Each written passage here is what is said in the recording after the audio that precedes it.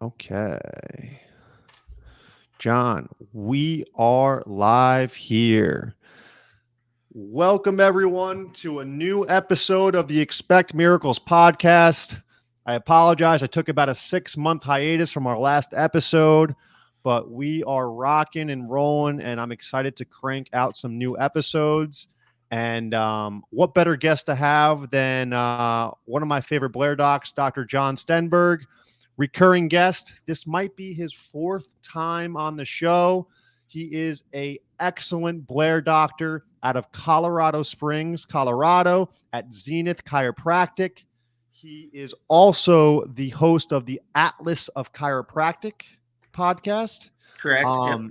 And for those who have been following the Blair Chiropractic podcast, it was just rebranded, so it's the same podcast. And John, where can you find those episodes? Spotify, iTunes, all that? All the above. Yep. Good. Yep. And on Instagram, if you connect there, all the episodes and clips and things get shared. So give you at least a way to peruse the content and see what you like. Little sneak peek of what episodes you want to tune into. I like that. Exactly. So John, it's an honor to have you back on the show. I love talking to you because we started practicing around the same time upper cervically. We've learned a lot in the past 5 or 6 years. And one of the most amazing things that you have an edge on people at, I believe, is you have probably interviewed the most upper cervical chiropractors in the entire field. What's that like for you? Do you gain a little piece of knowledge anytime you've interviewed people that have been doing this for 15, 20, 25 years? What's that been like?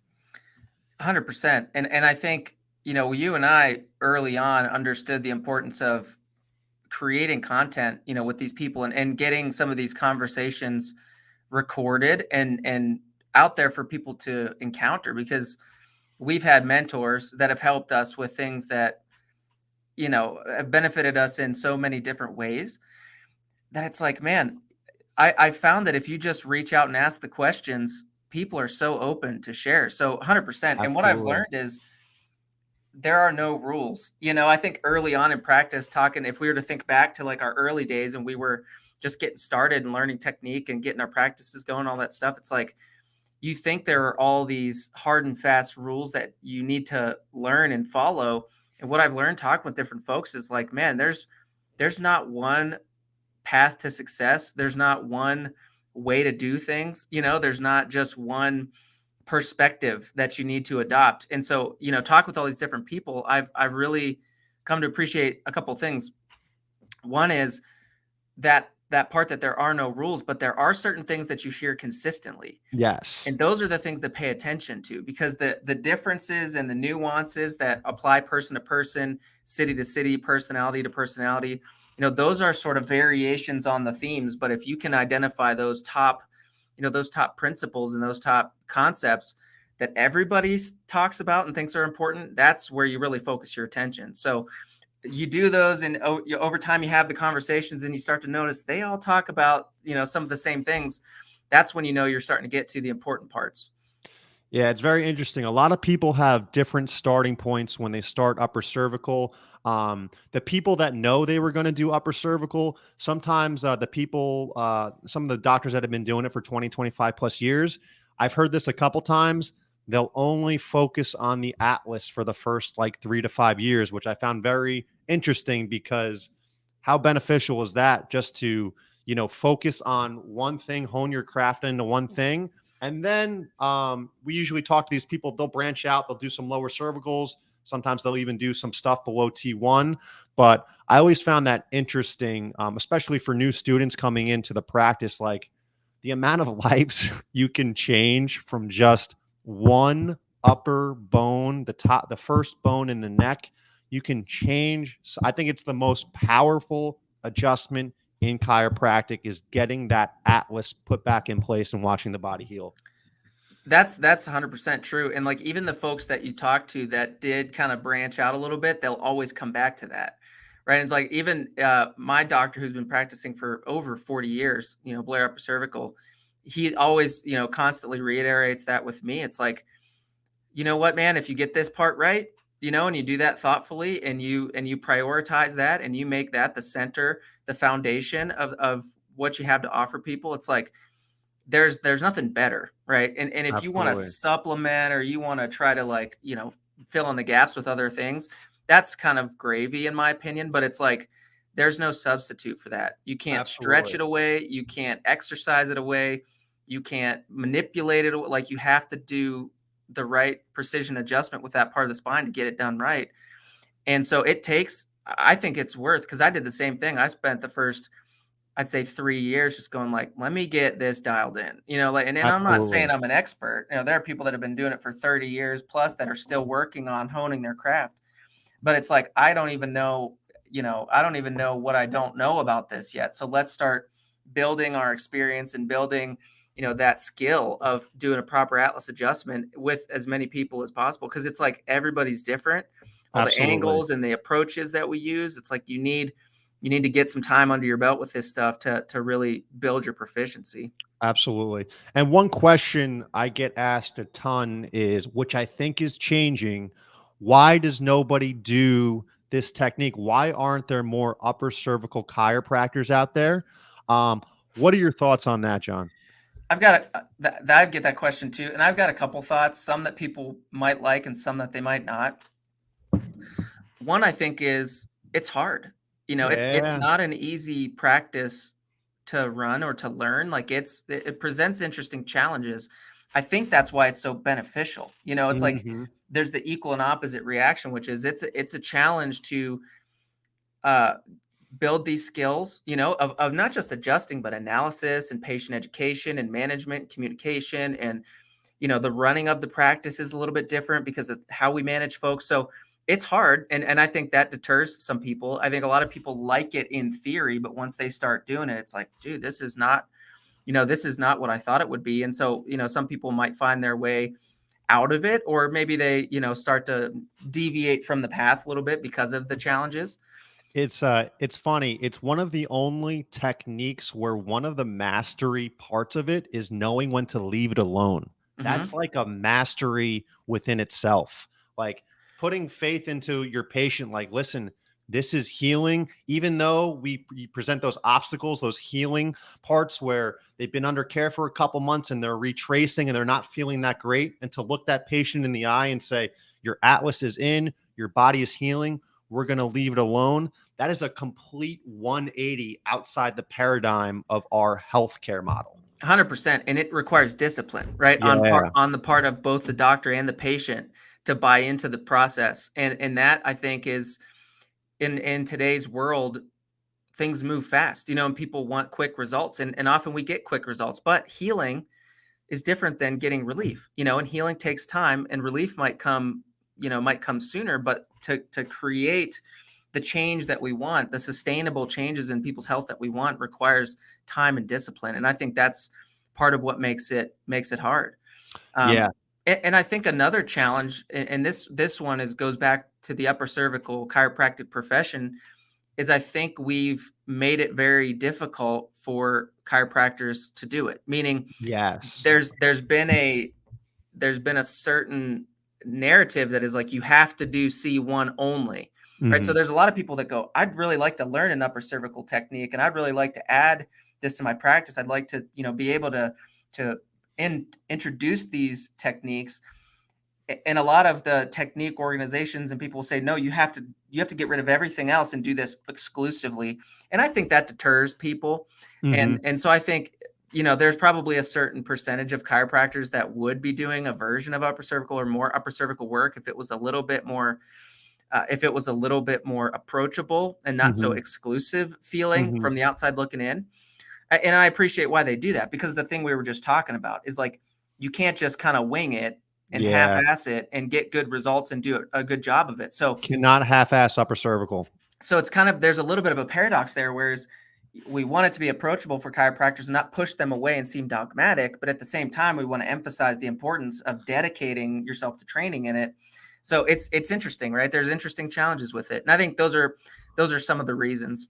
One of the big things I think of too is the doctors don't want to take X-rays, especially the old model. If you don't have a CBCT machine, I remember doing in clinic, I would do stress and pressure tests, and I was like, "Oh, I got this." And when I got into practice, I was like, "I'm going to take X-rays, but I'll get most of my listings just off palpation and stress and pressure." And oh boy, will that get you in trouble, because everybody's definitely wired different neurologically. It's a good tool to help you understand what's going on, but there is nothing better than that gold standard CBCT image that just it tells you exactly what's going on. And I remember I took plain films in Dr. Banich's office, then I switched to digital, and just the setup. You have a new patient in your office, you could be taking X-rays from 30 to 45 minutes, getting all the views you want. Now, I think we're going to see more people doing the upper cervical work with the CBCT machine because you set them up. It takes 1 or 2 minutes. You press that button, and it's going to take 14 seconds to capture that image. Where before, I feel like a lot of the students they got deterred because I'm just going to spend 45 minutes taking X-rays on this patient. I just want to adjust. And just to have to take them again, right? It's because you get screwed it up. So it's tedious, right? Yeah. And I think even with technology advancing, there's still time required to analyze, and to develop your plan with that. I'm kind of curious. I don't know, maybe someday there will be like an AI algorithm or some program where you take the scan and it will give you listings, or it'll calculate. That is definitely coming. That's definitely coming. So I think in the future, technology might make that a little bit more efficient, but it's one of those things that there's some tedious parts of upper cervical, and we really get eager to like get to that first adjustment and to take care of folks. But there are some steps that you need to like take your time and do right. Yeah. So that everything that happens after that is done properly. And so it's a little bit slow on the front end. There's a lot of information, a lot of data, and a lot of testing to gather, but then you can run with it. And I think, that sets you up for long-term success. I love the CBCT image in terms of patient care now too, because now the patient can actually see what's going on in their neck, and you can correlate the symptoms to, if somebody's got such a huge torqued C2 and their atlas is here and their C2 is all the way over here, you can see the counter rotation. The patient can see it, they can link it, and you can tell them once we remove this, they're going to start to feel better. So now we have a strong visual connection of why the patient's feeling the way they're feeling. Whereas the digital X-ray, you're kind of like, look, this is here, this is here. You see that, and I would always see their faces. They're like, yeah, sure. Yeah, and you know what? I think there's something to that, because, and I tell patients all the time, like, I don't want you to take my word for it. I want you to be able to see what I'm seeing, because it's your body, and you're the one that is going to be going through this process. And I want you to understand the things that I see that are important. And I want you to see, you don't need to be able to read, you don't need to be a radiologist or a chiropractor, but you can see, the changes that are significant. And by the way, like, a lot of these people have already had a bunch of tests done, and they've already been to a bunch of doctors who told them, well, everything's normal. Yeah. And if they can look at that CT and go like, that does not look right. Yeah. It builds a lot of hope and confidence that like, hey, we finally got onto something here that's going to make a difference. Yeah. And then they get the results, and it reinforces the fact that like, yeah, that there is hope that things are going to get better for you. And we've identified some objective evidence that there is something wrong. That means a lot to people. Most of our patients, they get their MRIs and their regular CT scans done, and they come into our office and they say, why didn't my MRI or my CT scan pick this up? Why did they say I was normal and I'm still feeling awful every day? And I think the answer to that question is nobody's really looking at the misalignments like upper cervical chiropractors are looking. 1 or 2 millimeters can be detrimental to somebody's central nervous system, and it can cause a plethora of neurological symptoms: brain fog, dizziness, headaches, migraines, numbness, and tingling. It's 1 or 2 millimeters. So I think in the MRIs, the doctors are really looking for big pathologies, degeneration, arthritis, stenosis. They're going to pick up on those things. But if you've been told that your MRIs are completely normal, and you have a ton of neurological stuff going on, one of the best things you can do is get to an upper cervical chiropractor that has that 3D imaging, because it will start making a ton more sense of why you're feeling the way you're feeling.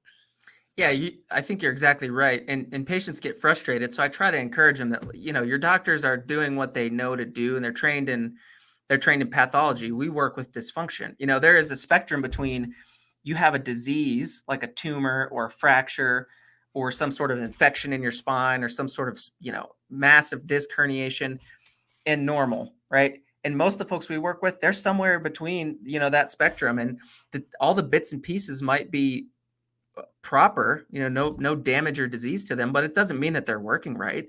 And if they're not Absolutely. working right and it's causing trouble for you physiologically, and then that leads to symptoms, a lot of folks get stuck in that gray area of, well, I don't have a disease, but I'm also not okay. And Yeah. so a lot of times we can answer that question and fill in the gaps on, yeah, your brain MRI is normal. That's good news. Like, I know you didn't come up with an answer, but it's better that your brain is not damaged. Exactly. Let's do what we can to make your body work better, because if it works better and performs better, it'll heal and feel better. And that's kind of where I think we have a ton to offer. And even when a lot of times I'll go back and look at those MRIs, and there are clues, if you know what to look for, that there Yeah, are it's good to signs that pull them both up. somebody could have identified, that misalignment or that structural issue, if they just kind of knew what to look for. So I think it's, it behooves us as a chiropractic profession to, create connections with other healthcare professionals and open their eyes to the things that they could notice, so that those folks get the help they need. Because I think a lot of healthcare professionals, like, they're eager to help their patients, but they don't know what they don't know.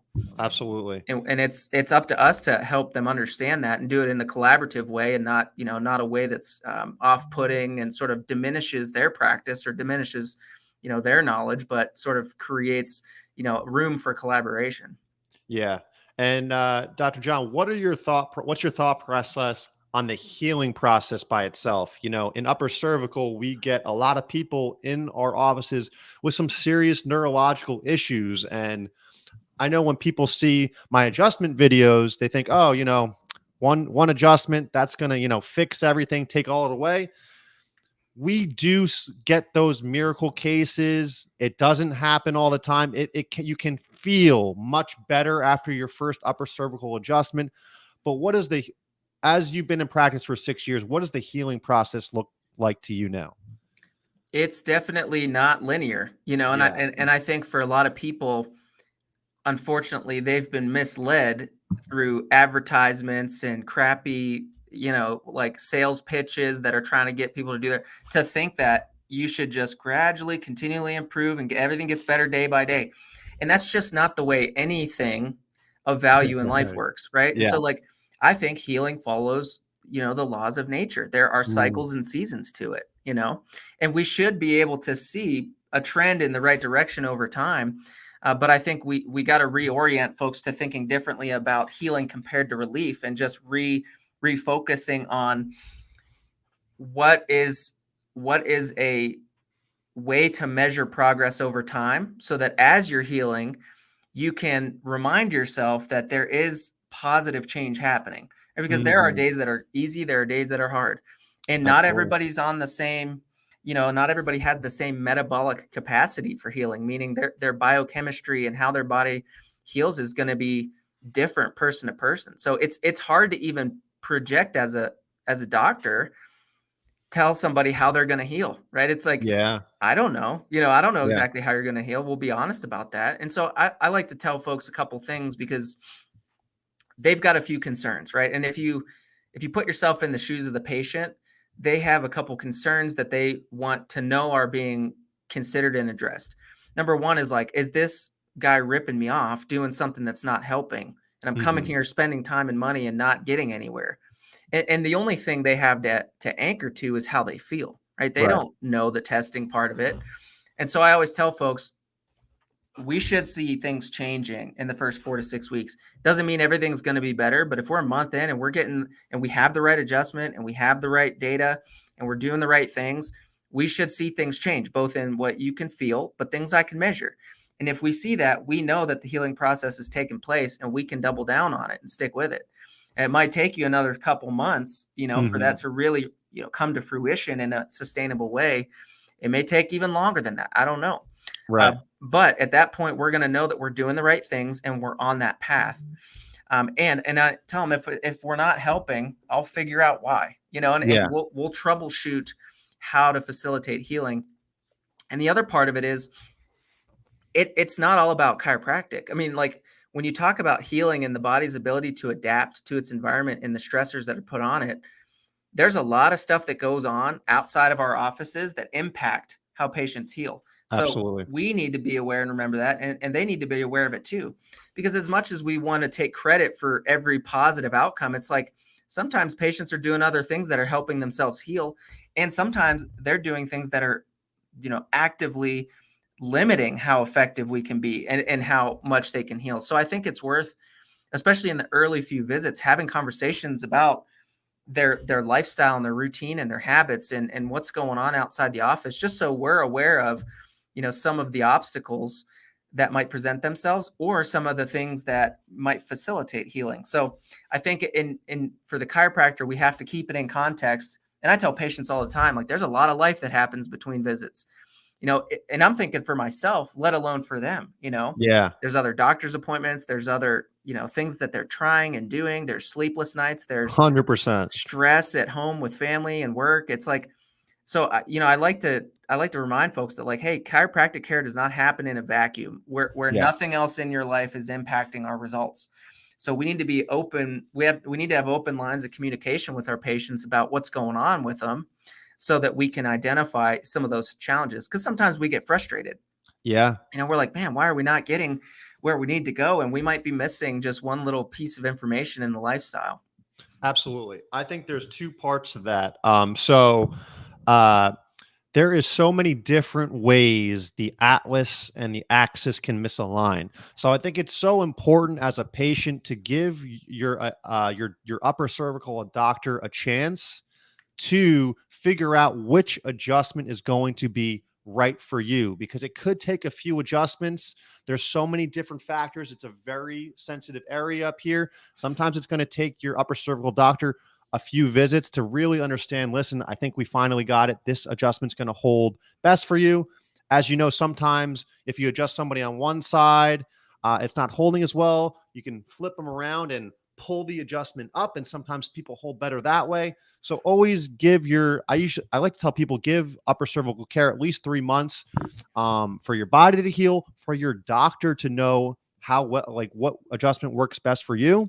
And then there's also a factor on the other side of that coin, which you mentioned before. Sometimes we don't know what's going on at home. I have a funny story. One of my patients, a very challenging vertigo case. I was seeing him about 2 times a week for a month, and he was not holding his adjustments, and re-Xrayed, did all the analysis. I had Dr. Jeff, my other doctor in our practice, look at it. We're both kind of just putting the pieces together. And then open lines of communication with your patient. So this person was having his wife walk on his back every day after work, like all the way up to the neck. And there's not much I can do as a doctor when your wife is literally walking on your back, stepping on certain aspects of your spine. He was doing it every day, popping his atlas out. And so like, I didn't know that. And so as a doctor, as a patient, you want to have that open line of communication, educating your patients what to expect, what to stay away from. So it's a two-sided coin, and that's a great point you brought up there, John. And I gotta say, like, for patients, you can tell when someone is unrealistic with their expectations. And I think as younger doctors, in those situations where we're like, oh, this person is they're really not getting the idea that this is not a quick fix. Mm-hmm. I think we're a little bit more eager to go like, well, maybe it would be. I don't know. Let's just try, Mm-hmm. and I think Yeah. over time I've got more confident to tell folks like, look, man, if you expect me to fix, several decades worth of damage to your spine with one adjustment, and you waited till the point where it's so bad that you can barely function, that's not reasonable, right? That's not Mm-hmm. realistic. Absolutely. We'll work on it, but you gotta admit that you didn't get this way overnight. You're Yeah. not gonna get out of this problem overnight either. And that's okay, right? It's like if you gained 100 pounds and you wanted to lose weight, you wouldn't show up to the gym and go, "Hey trainer, like, my life's been a wreck for 6 years. Yeah. Now put me through a session to get me back on track." It's like, no, that's unrealistic. Right? It's not the Yeah. way the body works. It's not physiologically reasonable to assume that would work. And so I was telling a lady in here the other day, it's like there's very few things in healthcare that are as efficient as upper cervical. It's like one adjustment can make a huge difference, and it can hold for a long time, and you can make steady progress even with those speed bumps along the way.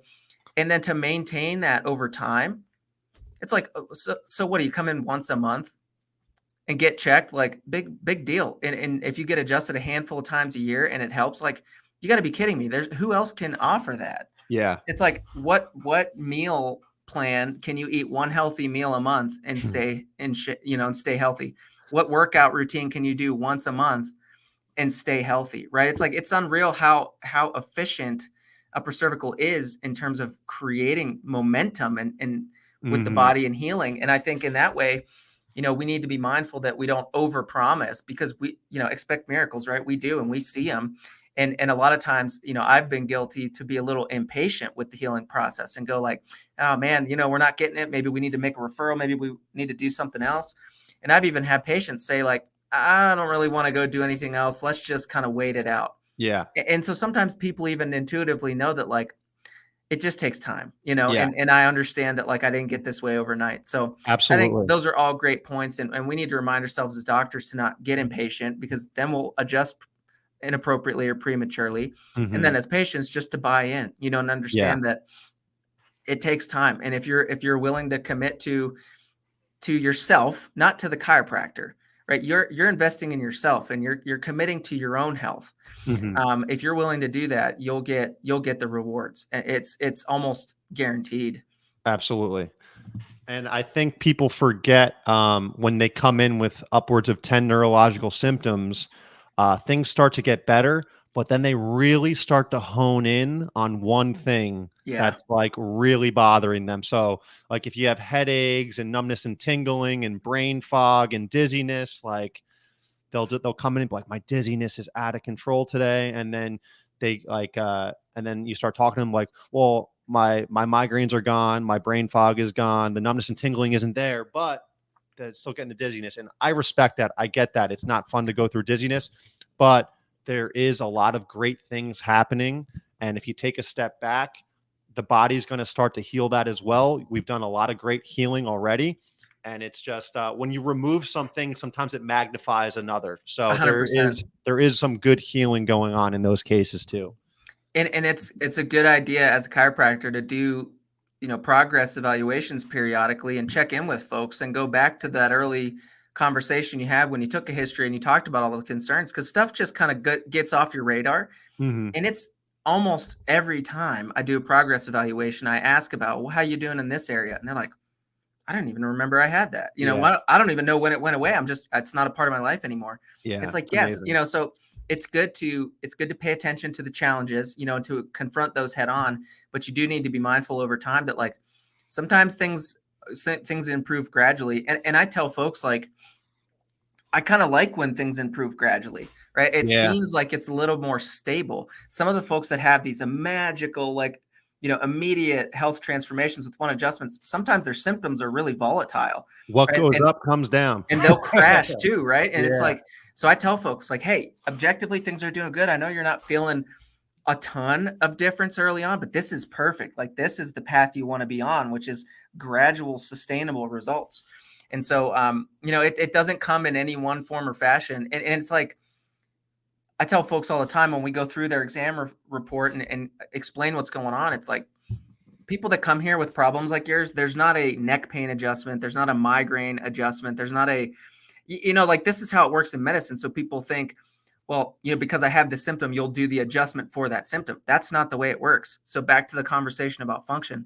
It's like everybody that comes here and gets better with migraines, we treat them how they need it, right? And so, like, we're going to target the dysfunction. We're going to focus our attention on improving that alignment, improving the health and function of the nervous system, improving the balance in the body. And those symptoms should improve.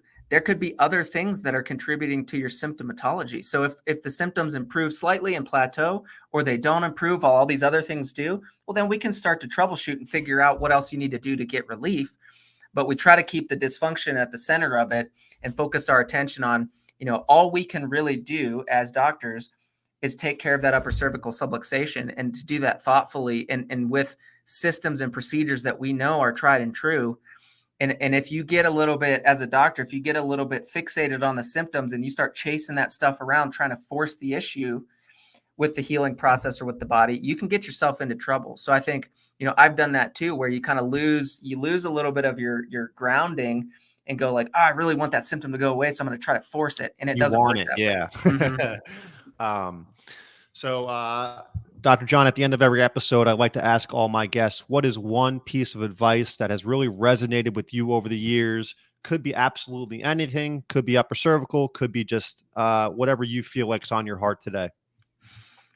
I think just in thinking about this conversation and reflecting on the last 6 years of practice, I think there's a process of self-discovery that needs to happen in your life. And I think a lot of times, the times where we find the real nuggets, of wisdom, and the real good things come from our hearts and our minds, and that, put us on a path of making a positive change in life, I think come from times where we have a little bit of quiet, and a little bit of like space from all the noise, and the times where I've been the most confused and frustrated in practice were the times where I was letting too many people influence my idea of what I should want and what success should look like for me. And so I think over time, if you can spend some time with yourself and your thoughts and your priorities and your values, and really identify what you want out of life, and find folks that can help you, stay on a path towards what you actually want, and create, success for yourself, and identify what that means for yourself. I don't know. I'm big into that lately, because I've gone through different evolutions where I really trusted myself, and other times where I didn't. And the times where I didn't and was looking for the answers outside of me is where I got the most mixed up and confused. So, I would say listen to that still small voice, and find ways to cultivate that, because the more you pay attention to it, the more loudly it'll speak to you, and then that'll lead you. That'll never lead you astray. And I think that's worth investing in. It's worth cultivating that and building that up. I love that. Very powerful message, John. Dr. John Stenberg, thank you so much for coming on the show. Where can people find you, listen to your podcast, and find you on social media? Yeah, check out the Atlas of Chiropractic podcast. It's pretty much anywhere you might be subscribing and listening. We talk about a wide range of topics related to the practice and science of upper cervical chiropractic. And that's more for the healthcare providers and doctors. But, if you're a patient, you want to listen in on what are these folks talking about, and how do I choose a good doctor? There would be some nuggets there for you too. At Zenith Chiro on Instagram is kind of where I spend the most time on social media. I'm playing around with Threads. We're going to try that out and see. What is that? I saw something pop up on my Instagram the other day about Threads. I have yet to know. I don't know what that is. I mean, it's basically the Instagram version. It's the metaverse version of Twitter. It's kind of more or less the same type of platform. Cool. But it's interesting because there's a lot of organic interactions happening there. It's not full of bots and spammers and weird stuff now. So we be having some conversations on there. And then, I think my practice is in Colorado Springs, and I have folks reach out all the time for a referral. So if you're looking for help and you don't know what kind of chiropractor to find in your area, just reach out to Zenith Upper Cervical Chiropractic. I'm happy to get you connected with a friend or a colleague closer to you, because there are a lot of folks out there that can help you, that aren't so out in the, in the content space as Kevin and I, and haven't made as much of an effort to be visible, but will help connect you, because there's a lot of really great, thoughtful, excellent doctors that are there for you. All right.